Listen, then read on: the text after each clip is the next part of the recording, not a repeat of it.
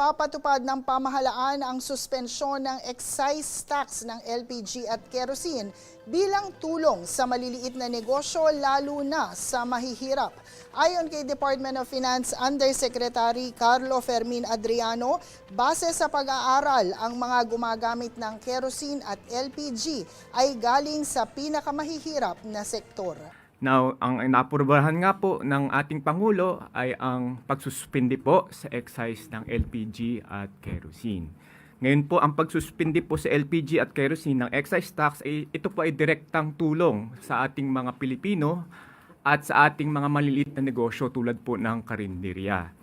At sa estimate nga po, ang savings po for LPG will be around 36.96 pesos per 11 kilogram cylinder. At for kerosene is around 5.6 pesos per liter. Now, ang tulong na po na ito ay nakatuon po sa pinakamahihirap.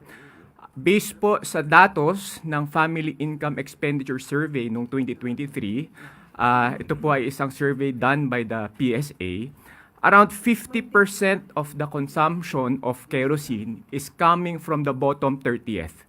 Ito po yung pinakamahihirap.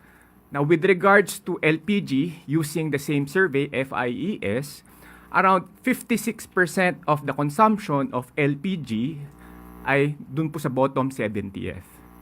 So talagang direktang tulong po ito sa mga nangangailangan na pagsuspindi po ng LPG at kerosene. Now, with regards to diesel and gasoline, ang DBCC po will continue to monitor the situation, and actually there's a monthly review of the policy. But for now, nonetheless, with coordination from DOE and the Department of Transportation, nirekomenda rin po ng DBCC ang pagbigay po ng targeted subsidies through the 10 peso fuel discount.